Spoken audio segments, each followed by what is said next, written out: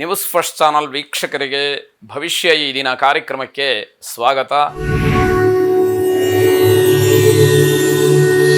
ಮೊದಲು ಮೇಷರಾಶಿ. ಮೇಷರಾಶಿಯವರು ತುಂಬ ಸಿಟ್ಟಿನ ಪ್ರವೃತ್ತಿಯಿಂದ ಇರ್ತೀರಿ. ಇವತ್ತು ಯಾವುದೇ ಒಂದು ಕೆಲಸಕ್ಕಾಗಲಿ ಸಣ್ಣ ಸಣ್ಣ ವಿಚಾರಗಳಿಗಾಗಲಿ ಕೋಪದಿಂದ ಹೋರಾಟ ಮಾಡ್ತೀರಿ, ಕೊನೆಗೆ ಸೋತು ಬಿಡ್ತೀರಿ. ಅಂದರೆ ಸಿಟ್ಟು ಏನೂ ಕೆಲಸ ಮಾಡೋದಿಲ್ಲ ಅನ್ನುವಂಥದ್ದನ್ನು ನೀವು ಸಾಬೀತುಪಡಿಸಿದಾಗ ಆಯಿತು.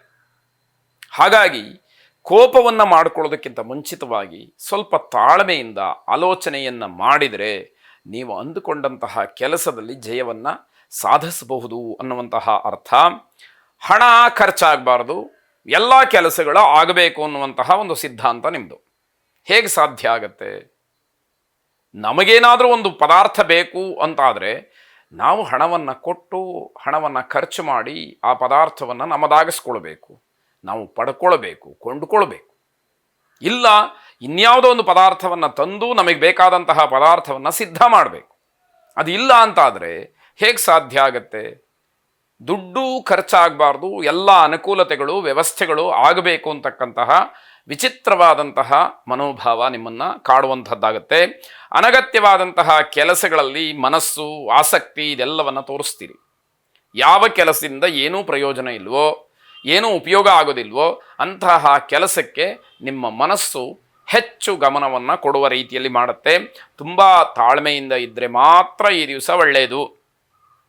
ತಾಳ್ಮೆ ಕಳ್ಕೊಂಡ್ರಿ ಕೆಲಸಗಳೆಲ್ಲ ಹಾಳಾಗುತ್ತೆ. ದಿನವೇ ನಿಮಗೆ ಒಂದು ರೀತಿಯಲ್ಲಿ ವಿಚಿತ್ರವಾಗಿ ವಿಕಾರವಾಗಿ ಪರಿವರ್ತನೆ ಆಗುತ್ತೆ ಅಂತ ಅರ್ಥ. ಮಕ್ಕಳಿಗೆ ತಮ್ಮ ಕೆಲಸವನ್ನು ಹೇಳುವಂಥದ್ದು, ಇದರ ಮೇಲೆ ಮಕ್ಕಳ ಒತ್ತಡಗಳು ಹೆಚ್ಚಾಗ್ತಕ್ಕಂಥದ್ದು, ಪೋಷಕರ ಬಗ್ಗೆ ಮಕ್ಕಳಿಗೆ ಏನೋ ಒಂದು ರೀತಿಯ ಅಸಮಾಧಾನ, ಒಂದು ರೀತಿಯ ಗೌರವ ಇಲ್ಲದೆ ಇರತಕ್ಕಂಥದ್ದು, ಹೀಗೆ ಪರಸ್ಪರವಾಗಿ ಮಕ್ಕಳು ಮತ್ತು ಪೋಷಕರ ಮಧ್ಯದಲ್ಲಿ ಮಾನಸಿಕವಾದಂತಹ ಹಿಂಸೆ ಆಗುವಂಥದ್ದಾಗತ್ತೆ. ಸಮಾಜ ಯಾವುದನ್ನು ಒಪ್ಪಿಕೊಳ್ಳುತ್ತೋ, ಸಮಾಜದ ದೃಷ್ಟಿಯಿಂದ ಯಾವುದು ಸರಿಯೋ ಅದನ್ನು ನಿಮ್ಮ ಮನಸ್ಸು ಒಪ್ಪದೇ ಇರತಕ್ಕಂತಹ ದಿವಸ. ನಿಮ್ಮ ಮನಸ್ಸಿಗೆ ಒಪ್ಪಿಗೆ ಆಗುವಂಥದ್ದು ನೀವು ಸಂಕಲ್ಪ ಮಾಡುವಂಥದ್ದು ಸಮಾಜಕ್ಕೆ ಎಲ್ಲಿ ಮಾರಕವಾಗುತ್ತೋ ಅಂತ ಸಮಾಜದಲ್ಲಿ ಆತಂಕ, ಸಮಾಜ ಹೇಳುವ ರೀತಿಯಲ್ಲಿ ಮಾಡುವಂತಹ ಕೆಲಸಕ್ಕೆ ನಿಮ್ಮ ಮನಸ್ಸಿನ ಒಪ್ಪಿಗೆ ಇರುವುದಿಲ್ಲ. ಆ ಕೆಲಸ ಯಾರು ಮಾಡ್ತಾರೆ, ನನಗೇನು ಪ್ರಯೋಜನ, ಈ ರೀತಿಯ ಲೆಕ್ಕಾಚಾರ ನಿಮ್ಮದಾಗಿರುತ್ತೆ. ಹೀಗಾಗಿ ಪರಸ್ಪರವಾದಂತಹ ಒಂದು ಹೊಂದಾಣಿಕೆ ಇಲ್ಲದೆ ಎಲ್ಲವೂ ಕೂಡ ಅಪಭ್ರಂಶವಾಗ್ತಕ್ಕಂಥದ್ದಾಗತ್ತೆ. ಗೌರಿ ದೇವಿಯನ್ನು ಪ್ರಾರ್ಥನೆ ಮಾಡಿ ಶುಭವಾಗಿ. ವೃಷಭ ರಾಶಿ. ನಿವೃತ್ತಿ ಜೀವನ ಅಥವಾ ವೃತ್ತಿಯಲ್ಲಿ ಒಂದು ಹಂತದ ಸೇವೆಯನ್ನು ಸಲ್ಲಿಸಿ ಆರಾಮವಾಗಿರ್ತಕ್ಕಂಥವರಿಗೆ ಸ್ಥಾನಪಲ್ಲಟದ ಭಯ ಅಥವಾ ಸ್ಥಾನಪಲ್ಲಟ ಆಗತಕ್ಕಂತಹ ವಿಚಾರ ಮನಸ್ಸಿಗೆ ಘಾಸಿಯನ್ನು ಉಂಟು ಮಾಡ್ತಕ್ಕಂಥದ್ದಾಗುತ್ತೆ. ಆಹಾರ ಸಕಾಲದಲ್ಲಿ ಸಿಗದೆ ಶರೀರದಲ್ಲಿ ಏನೋ ಒಂದು ರೀತಿಯ ಆಲಸ್ಯವೋ ಸುಸ್ತೋ ಕಾಣುವಂಥದ್ದು, ಶಾರೀರಿಕವಾಗಿ ಮಾನಸಿಕವಾಗಿ ಅಸಮಾಧಾನಕ್ಕೆ ಅದು ಕಾರಣ ಅಂತ ಹೇಳಬೇಕಾಗತ್ತೆ. ನಕಾರಾತ್ಮಕವಾಗಿ ಇರತಕ್ಕಂತಹ ಚಿಂತನೆಗಳು ಮಕ್ಕಳ ವಿಷಯದಲ್ಲಿ ದೂರವಾಗಿರಬೇಕು. ಯಾವುದೋ ಒಂದು ವಿಷಯದಲ್ಲಿ ನಾವು ನಕಾರಾತ್ಮಕವಾಗಿ ಆಲೋಚನೆಯನ್ನು ಮಾಡ್ತಕ್ಕಂಥದ್ದು ಮನುಷ್ಯನ ಸ್ವಭಾವ. ಆದರೆ ಮಕ್ಕಳ ವಿಷಯದಲ್ಲಿ ಎಲ್ಲವನ್ನೂ ಕೂಡ ಅನುಮಾನಾಸ್ಪದವಾಗಿಯೇ ನೋಡ್ತಾ ಹೋದರೆ ನಮಗೂ ಸಮಾಧಾನ ಇರೋದಿಲ್ಲ, ಮಕ್ಕಳಿಗೂ ಕೂಡ ಯಾವುದೇ ರೀತಿಯ ತಿಳುವಳಿಕೆಯನ್ನು ಹೇಳುವ ಹಾಗೆ ನಾವಿರೋದಿಲ್ಲ. ಅವರ ಬಗ್ಗೆ ನಮಗೆ ಒಳ್ಳೆಯ ಅಭಿಪ್ರಾಯಗಳೇ ಬರದೇ ಇರುವ ಹಾಗೆ ಆಗುತ್ತೆ ಅಂತ ಅರ್ಥ. ಬೇರೆ ವ್ಯವಸ್ಥೆಗಳೆಲ್ಲವೂ ಕೂಡ ಸಮಯಕ್ಕೆ ಸರಿಯಾಗಿ ಸಿಕ್ಕದಲೇ ತೊಂದರೆಯನ್ನು ಅನುಭವಿಸ್ತೀರಿ.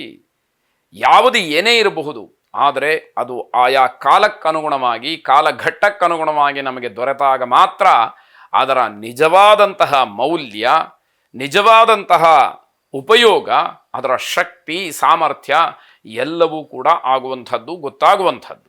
ಅದಿಲ್ಲ ಅಂತಾದರೆ ಅದು ಪ್ರಯೋಜನಕ್ಕೆ ಬರದೇ ಇರೋ ಹಾಗಾಗತ್ತೆ.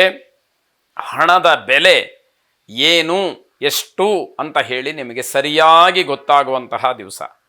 ಕೆಲವರಿಗೆ ದುಡ್ಡಿನ ಬೆಲೆ ಗೊತ್ತಾಗೋದಿಲ್ಲ, ಮನಸ್ಸೋ ಇಚ್ಛೆ ಖರ್ಚನ್ನು ಮಾಡ್ತಾರೆ. ಅದನ್ನು ದುಡಿಬೇಕಾದಾಗ ಕಷ್ಟ ಇದೆ. ತಂದೆಯೋ ಇನ್ಯಾರೋ ದುಡಿದಿಟ್ಟಿದ್ದಂತಹ ಹಣವನ್ನು ಖರ್ಚು ಮಾಡೋದು ಬೇರೆ, ತಾನೇ ಬೆವರು ಸುರಿಸಿ ಹಣವನ್ನು ಸಂಪಾದನೆ ಮಾಡಿ ಖರ್ಚು ಮಾಡುವಂಥದ್ದು ಬೇರೆ. ಆ ಅನುಭವ ಈ ದಿವಸ ಆಗುವಂಥದ್ದಾಗತ್ತೆ. ಚಿಕ್ಕ ಮಕ್ಕಳಿಗೆ ಚರ್ಮಕ್ಕೆ ಸಂಬಂಧಪಟ್ಟಂತಹ ಏನೋ ತೊಂದರೆ ಕಾಣಿಸಬಹುದು. ಪೋಷಕರು ಸ್ವಲ್ಪ ಜಾಗ್ರತೆಯಿಂದ ಅದನ್ನು ಗಮನಿಸಬೇಕು. ಬೇರೆಯವರ ಬಗ್ಗೆ ನಂಬಿಕೆ ಇಲ್ಲದೆ ಇರತಕ್ಕಂತಹ ದಿವಸ, ಯಾರನ್ನೂ ನಂಬುವಂತಹ ಮನಸ್ಥಿತಿಯಲ್ಲಿ ಇರೋದಿಲ್ಲ. ಹಾಗಂತ ಅದು ದೊಡ್ಡ ತಪ್ಪಾಗುತ್ತೆ. ಇಡೀ ಪ್ರಪಂಚವೇ ನಿಂತಿರತಕ್ಕಂತಹದ್ದು ನಂಬಿಕೆಯ ಆಧಾರದ ಮೇಲೆ. ಅದನ್ನು ಮರೆತು ವೈಯಕ್ತಿಕವಾದಂತಹ ವಿಷಯದಲ್ಲಿ ಮಾತ್ರ ಅದನ್ನು ಗಣನೆಗೆ ತಗೊಂಡ್ರೆ ಅದು ತಪ್ಪಾದೀತು. ರಾಜರಾಜೇಶ್ವರಿಯನ್ನು ವಿಶೇಷವಾಗಿ ಪ್ರಾರ್ಥನೆ ಮಾಡಿ ಶುಭವಾಗಿ. ಮಿಥುನ ರಾಶಿ, ತಾಯಿಯವರ ಆರೋಗ್ಯದಲ್ಲಿ ಸ್ವಲ್ಪ ಮಟ್ಟಿಗೆ ಏರುಪೇರುಗಳಾಗ್ತಕ್ಕಂಥದ್ದು. ಅವರ ಆರೋಗ್ಯ ಸ್ಥಿರವಾಗಿದೆ ಅಂತ ಹೇಳಿ ನೀವು ಅಷ್ಟೊಂದು ಧೈರ್ಯದಿಂದ ಹೇಳುವ ಹಾಗಿರುವುದಿಲ್ಲ. ಆರೋಗ್ಯದಲ್ಲಿ ತತ್ಕ್ಷಣದಲ್ಲಿ ಯಾವ ವ್ಯತ್ಯಾಸಗಳು ಬೇಕಾದರೂ ಕೂಡ ಆಗಬಹುದು ಅಂತ ಅರ್ಥ. ಮಾನಸಿಕವಾಗಿ, ಆರ್ಥಿಕವಾಗಿ ಏನೋ ಒಂದು ರೀತಿಯಲ್ಲಿ ಅಸಮಾಧಾನ, ಹೊಡೆತಗಳು ಅಥವಾ ಆರ್ಥಿಕ ಸಂಕಷ್ಟವನ್ನು ತಡ್ಕೊಳ್ಳುವಂಥದ್ದು, ಕಷ್ಟ ಆಗ್ತಕ್ಕಂಥದ್ದು, ಇವೆಲ್ಲವೂ ಕೂಡ ನಿಮಗೆ ಒಟ್ಟೊಟ್ಟಿಗೆ ಕಾಡುವಂತಹ ದಿವಸವಾಗುತ್ತೆ. ಮನಸ್ಸಿಗೂ ಸಮಾಧಾನ ಇಲ್ಲ. ಈ ಕಡೆ ವ್ಯಾವಹಾರಿಕವಾಗಿ ಹಣದ ಕೊರತೆ ಇತ್ಯಾದಿಗಳು ಕೂಡ ನಿಮಗೆ ಅಸಮಾಧಾನವನ್ನು ತರ್ತಕ್ಕಂಥದ್ದಾಗತ್ತೆ. ದಿನಸಿ ವ್ಯಾಪಾರಿಗಳಿಗೆ ಬಹಳ ಶುಭದಾಯಕವಾದಂತಹ ದಿವಸವಾಗಿದೆ. ದಿನದ ದೃಷ್ಟಿಯಿಂದ ಅದೃಷ್ಟ ಚೆನ್ನಾಗಿದೆ ಅಂತ ಹೇಳಿ ಅಂದುಕೊಳ್ಳುವ ಹಾಗಿಲ್ಲ. ಯಾವುದೋ ಒಂದು ಸಮಸ್ಯೆ, ಇಲ್ಲ ಆರ್ಥಿಕವಾಗಿ, ಇಲ್ಲ ಮಾನಸಿಕವಾಗಿ, ಇನ್ಯಾವುದೋ ವ್ಯವಹಾರ ಅಥವಾ ಎಲ್ಲವನ್ನೂ ಕೂಡ ಒಂದೊಂದಾಗಿ ಸರಿಪಡಿಸ್ಕೊಳ್ತಾ ಹೋಗೋದ್ರೊಳಗಡೆ ಮತ್ತೇನೋ ಒಂದು ಹೊಸತಾಗಿ ಏನೋ ಒಂದು ಹುಟ್ಟುಕೊಳ್ಳುವಂಥದ್ದು. ಹೀಗೆ ಇಡೀ ದಿವಸ ನಿಮಗೆ ಅಸ್ತವ್ಯಸ್ತವಾಗ್ತಕ್ಕಂಥದ್ದಾಗತ್ತೆ. ಪೋಷಕರ ನಡುವೆ ಮಾತಿಗೆ ಮಾತು, ಜಗಳ ಇವೆಲ್ಲವೂ ಕೂಡ ಸಾಧಾರಣವಾಗಿ ನಡೆಯುವಂಥದ್ದಾಗ್ಬಿಡುತ್ತೆ. ಚಿಕ್ಕ ಮಕ್ಕಳಿಗೆ ಮಾತಿನ ಸಮಸ್ಯೆ ಅಥವಾ ಗಂಟಲಿನ ಸಮಸ್ಯೆ ದೊಡ್ಡದಾಗಿ ಪರಿಣಮಿಸ್ತಕ್ಕಂಥದ್ದು. ಇದನ್ನು ಸರಿಯಾಗಿ ಗಮನಿಸ್ಕೊಳ್ಬೇಕು. ಸೂಕ್ತವಾದಂತಹ ರೀತಿಯಲ್ಲಿ ಪರಿಹಾರೋಪಾಯವನ್ನು ಪಡ್ಕೊಳ್ಬೇಕು, ಮಾಡಬೇಕು ಅನ್ನುವಂಥದ್ದು. ಸಪ್ತಋಷಿಗಳನ್ನು ಧ್ಯಾನ ಮಾಡಿ ಅವರ ಅನುಗ್ರಹ, ಆಶೀರ್ವಾದ ಸಂಪೂರ್ಣವಾಗಿ ನಿಮಗೆ ರಕ್ಷಣೆಯನ್ನು ನೀಡಲಿ. ಶುಭವಾಗಿ.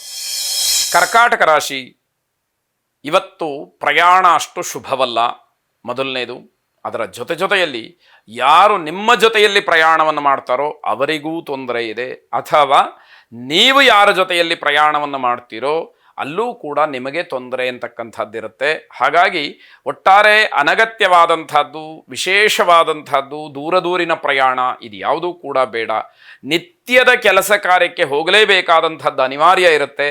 ಅದನ್ನು ಹೊರತುಪಡಿಸಿ ಬೇರೆ ಯಾವುದೇ ರೀತಿಯ ವಿಶೇಷವಾದಂತಹ ಸ್ಥಳಕ್ಕೆ ಹೋಗ್ತಕ್ಕಂಥದ್ದು ಅಥವಾ ಇನ್ಯಾವುದೋ ಮಾನಸಿಕವಾದಂತಹ ಸಂತೋಷಕ್ಕೋಸ್ಕರವಾಗಿ ಎಲ್ಲೋ ಹೋಗುವಂಥದ್ದು ಇದು ಯಾವುದೂ ಕೂಡ ಬೇಡ ಅಂತ ಅರ್ಥ. ವಾಹನ ಚಾಲನೆ ತುಂಬ ಜಾಗರೂಕರಾಗಿರಬೇಕು. ಆ ರೀತಿ ಭಯದಿಂದ ಹೋಗುವಂಥದ್ದು ಬೇಡವೇ ಬೇಡ ಅಂತ ಅರ್ಥ. ಅನಿವಾರ್ಯಕ್ಕೆ ಏನು ಮಾಡೋದಕ್ಕಾಗೋದಿಲ್ಲ. ಆದರೆ ಉದ್ದೇಶವನ್ನಿಟ್ಟುಕೊಂಡು ಹೋಗುವಂತಹ ಕೆಲವು ಕೆಲಸಗಳು ಮುಂದಕ್ಕೆ ಹಾಕುವಂಥದ್ದು ಒಳ್ಳೆಯದು ಅಂತ ಅರ್ಥ. ಸಾಲ ಮಾಡ್ತಕ್ಕಂಥದ್ದು ಬೇಡ.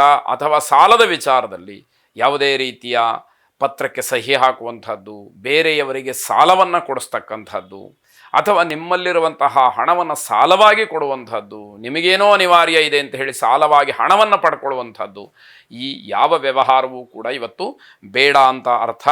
ಕುಟುಂಬದಲ್ಲಿ ಇದು ಜಗಳಕ್ಕೆ ಕಾರಣವಾಗುತ್ತೆ. ಸಾಲ ಮಾಡೋದು ಬೇಡ ಅಂತ ಹೇಳಿ ಮನೆಯಲ್ಲಿ ಹೇಳಬಹುದು, ನೀವು ಹಠಕ್ಕೆ ಬಿದ್ದು ಸಾಲ ಮಾಡೇ ಮಾಡ್ತೀನಿ ಅಂತ ಹೇಳಿ ಅಂದ್ಕೊಳ್ಬೋದು. ಈ ವ್ಯವಹಾರಗಳು ಜಗಳಕ್ಕೆ ಕಾರಣವಾದೀತು.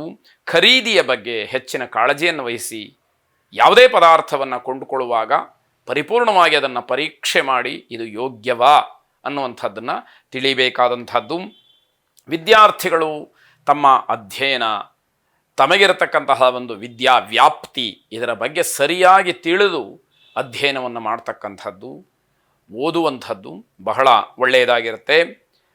ನ್ಯಾಯಾಲಯದಲ್ಲಿರ್ತಕ್ಕಂತಹ ವಿಚಾರಗಳು ಇತ್ಯರ್ಥವಾಗುತ್ತೇನೋ ಅನ್ನುವಂತಹ ಸೂಕ್ಷ್ಮಗಳು ಇವತ್ತೇ ಆಗಿಬಿಡ್ತು, ಆ ಭ್ರಮೆ ಏನು ಬೇಡ. ಆದರೆ ಅದಕ್ಕೆ ಸೂಕ್ಷ್ಮವಾದಂತಹ ಒಂದಷ್ಟು ವಿಚಾರಗಳು ನಿಮ್ಮ ಪರವಾಗಿ ಕೆಲಸವನ್ನು ಮಾಡಬಹುದು ಅನ್ನುವಂಥದ್ದು ಗೊತ್ತಾಗುತ್ತೆ. ದಂಪತಿಗಳಲ್ಲಿ ಸಣ್ಣ ಪುಟ್ಟ ವಿಚಾರಕ್ಕೆ ಜಗಳಗಳಾಗತ್ತೆ. ಪರಸ್ಪರವಾಗಿ ಒಬ್ಬರು ಹೇಳಿದ್ದು ಮತ್ತೊಬ್ಬರಿಗೆ ಅರ್ಥ ಆಗ್ತಾ ಇಲ್ಲ ಅಂತ ಆದಾಗ ಜಗಳಕ್ಕೆ ಅದು ಕಾರಣವಾಗುತ್ತೆ. ಅಗ್ನೈಶ್ವರ್ಯ ಮಂತ್ರವನ್ನು ಶ್ರವಣ ಮಾಡಿ. ಶುಭವಾಗಿ.